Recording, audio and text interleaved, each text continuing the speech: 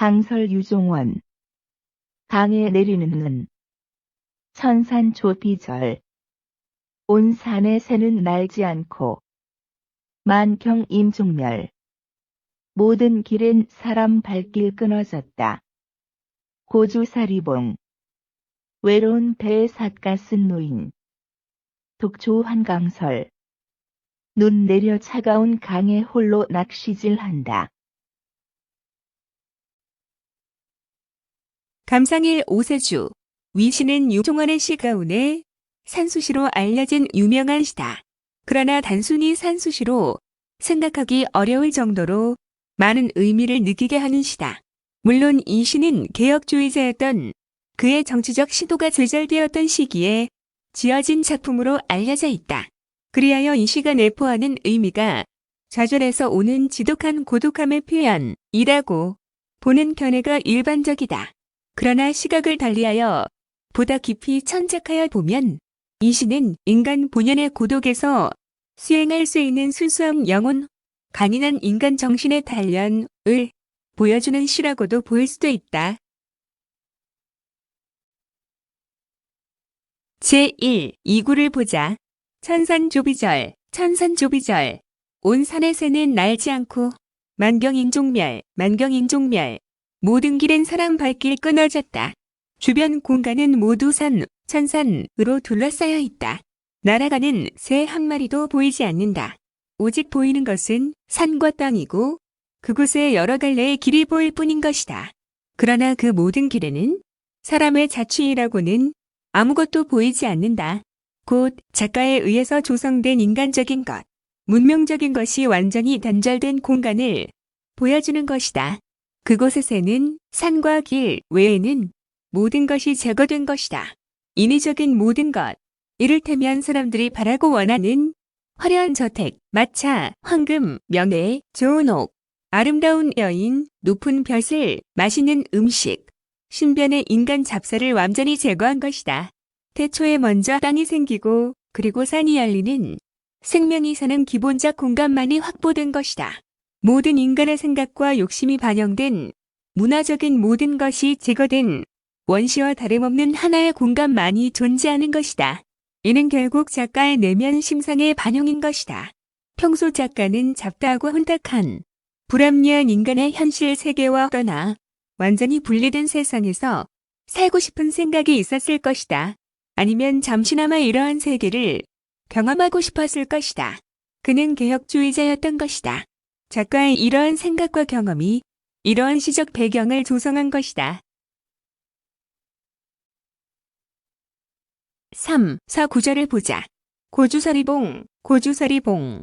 외로운 배에 삿갓 쓴 노인. 독초 한강설, 독초 한강설. 눈 내려 차가운 강에 홀로 낚시질한다. 태초와 다름없는 이 공간에 움직이는 것이 이었다. 오직 한 인간이 보였다. 그는 외로운 배에 몸을 싣고 삿갓을 눌러 쓴 한 늙은이였다. 늙은이가 의지한 문명의 이기란 겨우 나무를 깎아 만든 나무배, 그리고 비를 가리는 삿갓, 이 두 가지 소박한 도구뿐인 것이다. 그리고 사방은 눈으로 덮여 있는 것이다. 그리고 눈은 끊임없이 계속 내리고 있는지도 모른다. 그리하여 주변은 완전히 은백색의 세계가 되고 날씨는 조금 어둑한지도 모른다. 태초와 다름이 없는 공간에 눈이 내리는 상황의 설정은 하나의 시간성이 추가된 공간을 형성하는 것이다.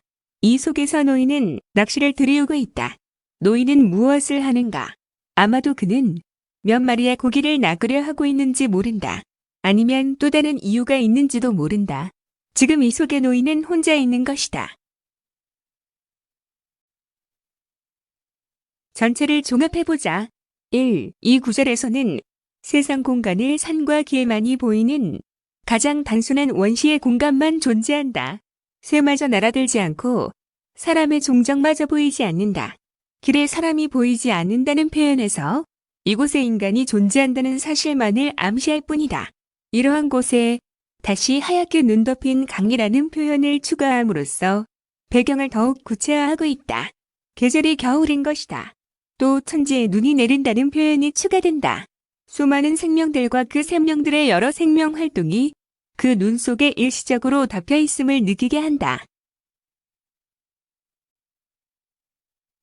사방을 둘러싼 산, 공간 속에는 산의 윤과 외에는 아무것도 보이지 않는다. 그러나 눈에 덮인 수많은 나무들이 있다. 나무들은 땅 속의 뿌리로 존재하고 그 외의 많은 식물들은 씨앗으로 존재하며 수많은 생명으로 살아있으며 그것들이 봄의 새로운 성장을 준비하고 있음을 느끼게 한다. 보이지 않지만 강의 꽁꽁한 물 속에도 수많은 물고기들이 약동하고 있음을 암시한다. 지금은 은백색의 눈이 덮여 보이지 않지만 수많은 사람의 삶의 흔적이 눈에 가려 있을 것이다. 새들도 사람들도 모두 일상적 삶의 활동을 중지하고 그들의 보금자리에 든 것이다. 본능의 보금자리, 문명의 보금자리에서 안전을 지키며 지금 이 시간 존재하는 것이다. 여기에 예외적인 오직 한 생명이 있으니 삭갑쓴 늙은이다. 그는 외로운 작은 배에 몸을 싣고 강에 나와 눈을 맞으며 낚싯대를 들이우고 있는 것이다. 그는 생업을 위하여 낚시질을 하는가? 아니면 인간적 모든 욕심의 형태가 일시적으로 중단된 원시의 공간을 즐기기 위해 나타난 도가의 도인이던가? 아니면 모든 인간적 구속에서 잠시나마 벗어나고 싶은 육아의 군자이던가? 아니면 인간적 삶의 허무함을 모두 떨쳐버리고 해탈의 경지에 든 불가에 부처이던가?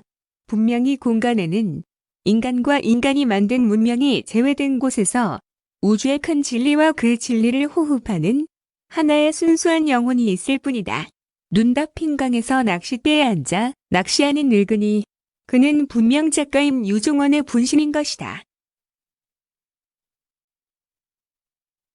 적어도 이 순간 작가는, 아니 작가의 혼은 저 높은 산봉우리에서 아래를 내려다보며 이러한 진리를 조망하고 있는 것이다.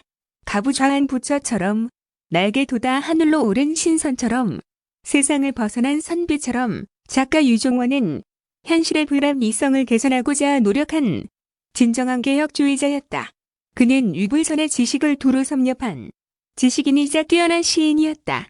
그는 이러한 자신의 생각을 수채화 같이 선명하게 시 작품으로 형상화하고 있다.